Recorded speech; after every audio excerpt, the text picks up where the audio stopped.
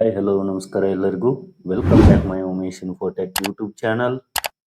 ಈ ಒಂದು ವಿಡಿಯೋ ಕರ್ನಾಟಕ ರಾಜ್ಯದ ಎಲ್ಲ ಮಹಿಳಾ ಅಂಗನವಾಡಿ ಕಾರ್ಯಕರ್ತರು ಮತ್ತು ಹೆಲ್ಪರ್ ಹಾಗೂ ಪದವಿ ಪೂರೈಸಿರ್ತಕ್ಕಂತಹ ಎಲ್ಲ ಮಹಿಳಾ ಅಭ್ಯರ್ಥಿಗಳಿಗೆ ಗುಡ್ ನ್ಯೂಸ್ ಅಂತಾನೆ ಹೇಳ್ಬೋದು.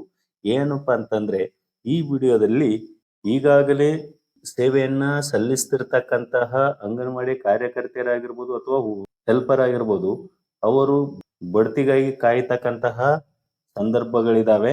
ಸೊ ಈ ಒಂದು ಬಡ್ತಿಗೆ ಸಂಬಂಧಿಸಿದ ಹಾಗೆ ಅಂಗನವಾಡಿ ಕಾರ್ಯಕರ್ತೆಯರು, ಅಂಗನವಾಡಿ ಸೂಪರ್ವೈಸರ್ ಹುದ್ದೆಗಳಿಗೆ, ಅಂಗನವಾಡಿ ಹೆಲ್ಪರ್, ಅಂಗನವಾಡಿ ಕಾರ್ಯಕರ್ತೆಯರ ಹುದ್ದೆಗೆ ಬಡ್ತಿಯನ್ನು ಹೊಂದತಕ್ಕಂತಹ ಸುಸಂದರ್ಭ ಒದಗಿ ಬರ್ತಾ ಇದೆ.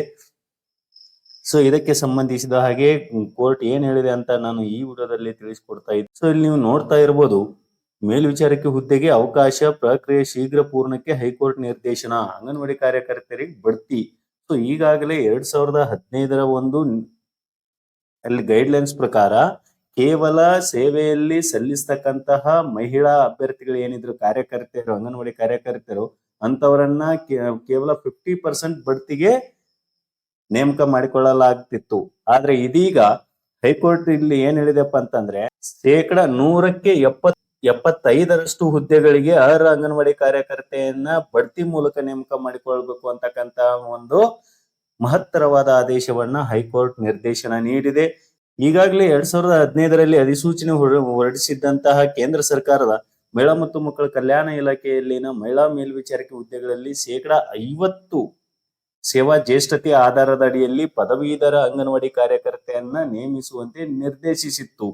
ಆದ್ರೆ ಈಗ ಅದನ್ನ ಮಾರ್ಪಾಡು ಮಾಡಿ ಸುಮಾರು ಒಂದು 557 ಮೇಲ್ವಿಚಾರಕಿ ಹುದ್ದೆಗಳಿಗೆ ನೇರ ನೇಮಕಾತಿಯನ್ನು ಮಾಡಿಕೊಳ್ಳೋದ್ರ ಬದಲಾಗಿ 75% ಹುದ್ದೆಗಳಿಗೆ ಬಡ್ತಿ ಮೂಲಕ ಇನ್ನು 25% ಏನು ಉಳಿತಾವಲ್ಲ ಅದನ್ನ ನೇರ ನೇಮಕಾತಿ ಮೂಲಕ ಮಾಡಿಕೊಳ್ಳುವಂಥದ್ದು. ಹಾಗಾದ್ರೆ ಇದಕ್ಕೆ ಕೋಟ ಹಂಚಿಕೆ ಯಾವ ರೀತಿ ಮಾಡ್ತಾರೆ?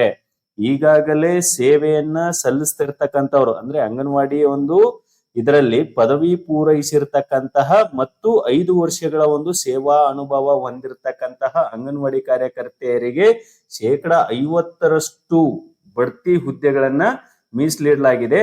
ಅದೇ ರೀತಿಯಾಗಿ PUC ಪಾಸ್ ಆಗಿರಬೇಕು ಮತ್ತು 10 ವರ್ಷಕ್ಕಿಂತನೂ ಹೆಚ್ಚ ಸೇವಾ ಅನುಭವವನ್ನು ಹೊಂದಿರತಕ್ಕಂತಹ ಕಾರ್ಯಕರ್ತರಿಗೆ 25% ಬಡ್ತಿಯನ್ನ ನೀಡುವಂತದ್ದು ಹಾಗೂ ಇನ್ನುಳಿದಂತಹ 25% ಹುದ್ದೆಗಳಿಗೆ ನೇರ ನೇಮಕಾತಿಯನ್ನ ಪದವಿಯನ್ನು ಪಡೆದುಕೊಂಡಿರ್ತಕ್ಕಂತಹ ಮಹಿಳೆಯರಿಗೆ ಮೀಸಲು ಇಡುವಂತದ್ದು. ಸೊ ಈ ರೀತಿಯಾಗಿ ಅಂಗನವಾಡಿ ಸೂಪರ್ವೈಸರ್ ಹುದ್ದೆಗಳಿಗೆ ನೇಮಕವನ್ನ ಮಾಡಿಕೊಳ್ಳುವಂತದ್ದು. ಇದರಲ್ಲಿ 5 ವರ್ಷಕ್ಕೆ 4 ವೇಟೇಜ್ ಅಂಕಗಳನ್ನ ನೀಡ್ತಾರೆ. ಸೊ 10 ವರ್ಷಕ್ಕೆ 8 ವೇಟೇಜ್ ಅಂಕಗಳು, 15 ವರ್ಷಕ್ಕೆ 12 ವೇಟೇಜ್ ಅಂಕಗಳು, 20 ವರ್ಷಕ್ಕೆ 16 ವೇಟೇಜ್ ಅಂಕಗಳನ್ನ ಈ ರೀತಿಯಾಗಿ ಸೇವಾ ಜ್ಯೇಷ್ಠತೆಯ ಆಧಾರದ ಮೇಲೆ ಇವರನ್ನ ಬಡ್ತಿಗೆ ಪರಿಗಣಿಸಬೇಕು ಅಂತೇಳಿ ಹೈಕೋರ್ಟ್ ನಿರ್ದೇಶನವನ್ನ ನೀಡಿದೆ.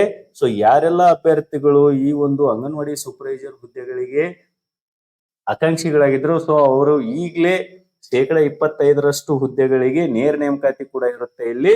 ಸೊ ತಾವು ಕೂಡ ಅರ್ಜಿಯನ್ನ ಸಲ್ಲಿಸಬಹುದು ಮತ್ತು ಸೇವೆಯಲ್ಲಿ ಇರತಕ್ಕಂತಹ ಅಭ್ಯರ್ಥಿಗಳು ಅವರಿಗೆ PUC ಮತ್ತು ಪದವಿಯನ್ನ ಹೊಂದಿರತಕ್ಕಂಥ ಅಭ್ಯರ್ಥಿಗಳು ಕೂಡ ಇಲ್ಲಿ ಎಲಿಜಿಬಲ್ ಆಗಿರ್ತಾರೆ. ಸೊ ಈ ವಿಡಿಯೋ ಒಂದು ವೇಳೆ ನಿಮ್ಗೆ ಇಷ್ಟ ಆಗಿದ್ರೆ ದಯವಿಟ್ಟು ಲೈಕ್ ಮಾಡಿ, ಶೇರ್ ಮಾಡಿ, ಹಾಗೆ ಸಬ್ಸ್ಕ್ರೈಬ್ ಮಾಡಿ ಅಂತ ಹೇಳ್ತಾ ಎಲ್ಲರಿಗೂ ವಂದನೆಗಳು.